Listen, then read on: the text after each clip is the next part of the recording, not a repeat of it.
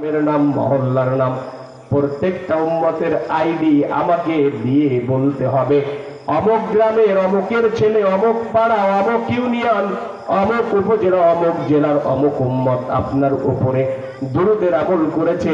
প্রত্যেকটি উম্মতের পরিচয় আলাদা আলাদা করে আমার কাছে দুরূদের আমল জমা লাগাতে হবে। জোরে বলেন সুবহানাল্লাহ।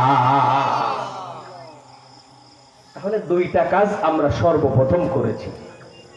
একটা হইল আল্লাহ তাআলার এই কোরআনের আয়োজনে আমরা আল্লাহর পছন্দের মানুষগুলো আসতে পেরেছি। দ্বিতীয়টা হলো এসে যাবার পরে আমার আল্লাহ তাআলা আমাদের নিরাপত্তার দায়িত্ব নিয়েছেন। জোরে বলেন আল্লাহু আকবার। পাশাপাশি আল্লাহ রাজি আর খুশি হয়ে যত সময় পর্যন্ত এই আয়োজনের মাঝখানে থাকবে আল্লাহ তাআলার পক্ষ থেকে আমাদের উপরে সাকিনা নাজিল হতে থাকবে। 3 নাম্বার হইল আমরা যারা আসছি এই মুহূর্তে প্রত্যেকটা মানুষই বিশ্বনবী মুহাম্মদুর রাসূলুল্লাহ সাল্লাল্লাহু আলাইহি ওয়াসাল্লামের সোনার মদিনায় রওজা পাকে আমাদের আইডি জমা হয়ে গেছে। বলেন সুবহানাল্লাহ। আমার নবী কেমন নবী? রাহমাতাল লিল আলামিন যখন মক্কা নগরীতে আগমন করেছেন, ওই মক্কা নগরীটা ছিল বড় জাহালাতের নগরী। জোরে বলেন ঠিক কি ঠিক না? এমন একটা নগরী ছিল যেই নগরীতে সন্তান তার বাবার কাছে জীবনের নিরাপত্তা ছিল না, ভাই ভাইয়ের কাছে জীবনের নিরাপত্তা ছিল না, বোন ভাইয়ের কাছে জীবনের নিরাপত্তা ছিল না, কন্যা সন্তান নিজের জন্মদাতা বাবার হাতে নিরাপত্তা ছিল না। বলেন ঠিক কি ঠিক না? আমি আমার মায়েদের উদ্দেশ্যে কিছু কথা বলার জন্য গাড়িতে বসে নিজে নিজে প্রস্তুতি নিয়েছি। কারণ হলো আমার মা নেই। মায়ের জন্য বিগত কয়েকটা দিন যাবৎ খুব ভীষণ ভাবে মন ছুটছে, ভীষণ ভাবে ব্যথা। এজন্য মন চাইছে যদি আল্লাহ তাআলা কবুল করেন আমি মায়েদের উদ্দেশ্যে কিছু কথা বলার জন্য ইচ্ছা পোষণ করেছি। মক্কা নগরীর অবস্থা বিশ্বনবী যখন আগমন করলেন এত বড় খারাপ আর এত বড় নাজুক অবস্থা ছিল। কন্যা সন্তানগুলা বাবা জন্ম দিয়েছে, বাবার ওসিলায় মায়ের গর্ভে দুনিয়ার জমিনে আসছে, ওই সন্তানগুলা বাবার হাতে নিরাপদ ছিল না। বলেন ঠিক কি ঠিক না?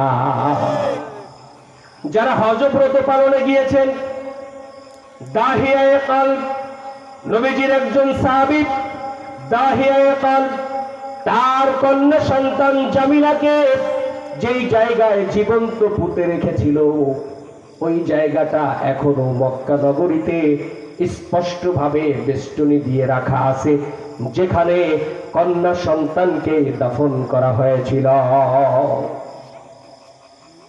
ও আমার কলিজার টুকরা রঘুনাথপুরবাসী, সন্তানটা আজকে বাবা নিয়ে জীবন্ত কবর দিবে।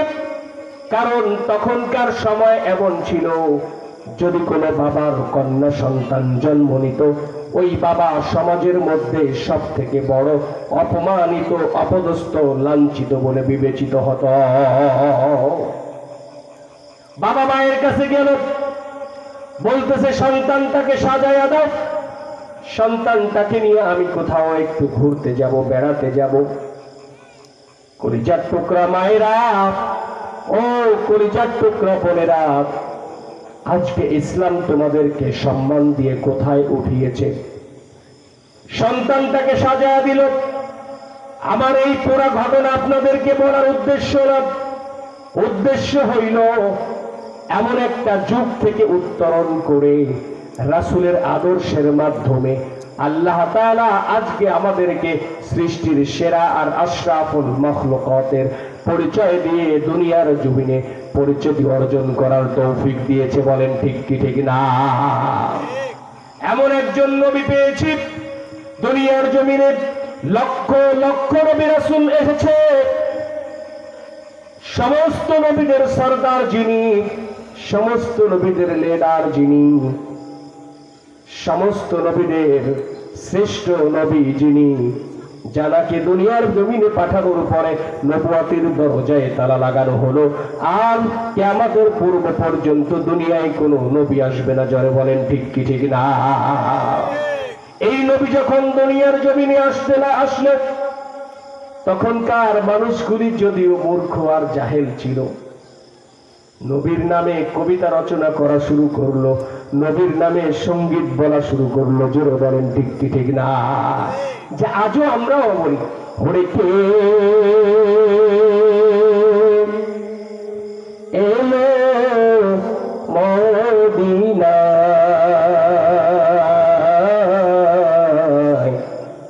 রাসূল নামে,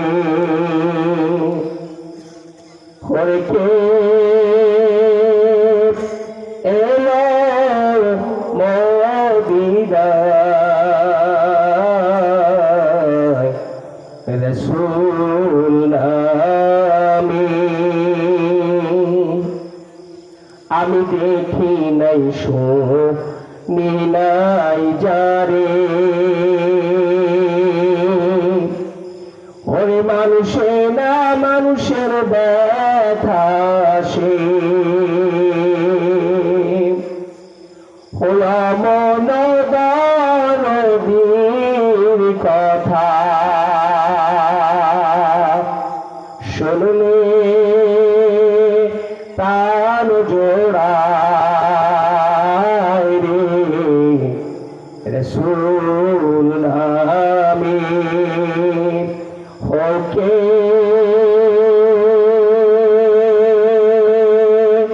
এলো মদিনায়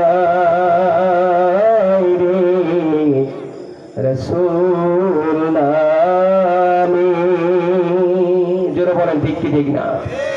ওরে গলাতে তাসবীর মালা,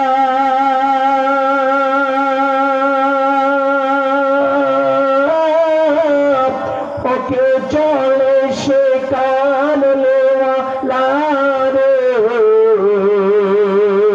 জোরে বলেন ঠিক কি ঠিক না? ও গলাতে তাসবীর মালা,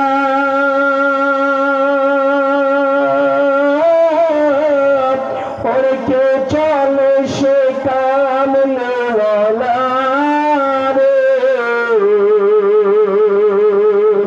ওরে আমার বুকের দরজা করি তার দেখে নিয়ে আয় রে ও রাসূল নামে। ওকে এলো দুনিয়ায় রে রাসূল নামে।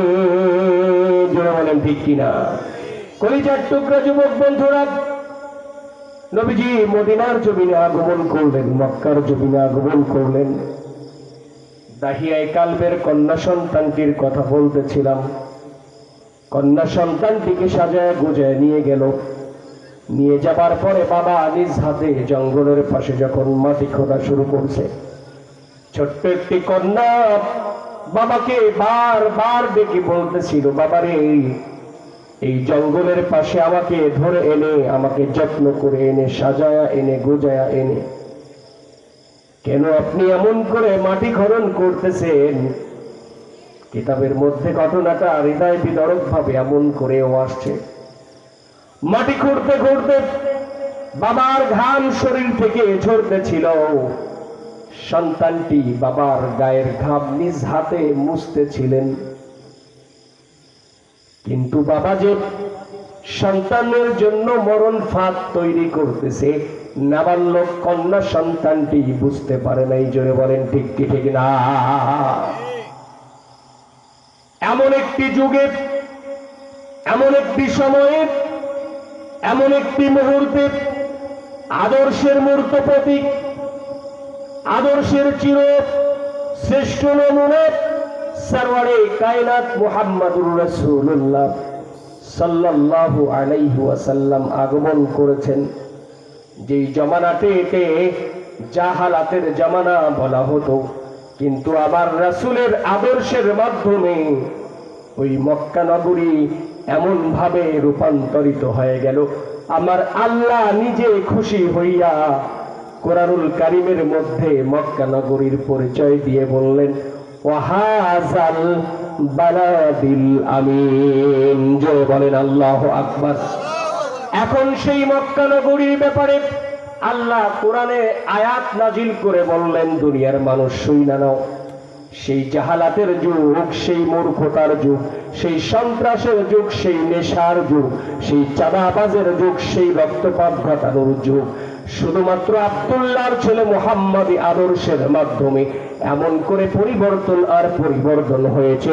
আমি আল্লাহ নিজে ওই নগরের নাম রেখেছি নিরাপদ নগরী। জোরে বলেন সুবহানাল্লাহ। ও কলিজার টুকরা বাবাজিরা, যারা মক্কা নগরীতে গিয়েছেন, বলতেছিলাম সেই জায়গাটা এখনো আছে।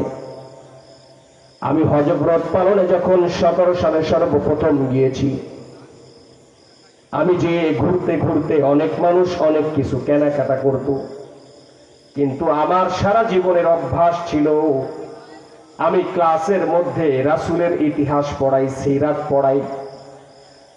সিরাতের কিতাবের মধ্যে বিশ্বনবীর যে আদর্শের নমুনাগুলি আমার চোখের সামনে ক্লাসে পড়াইতাম, দিলের মধ্যে বড় ব্যথা ছিল আমার রাসূলের এই জায়গাগুলি যদি স্বচক্ষে দেখার সুযোগ হতো।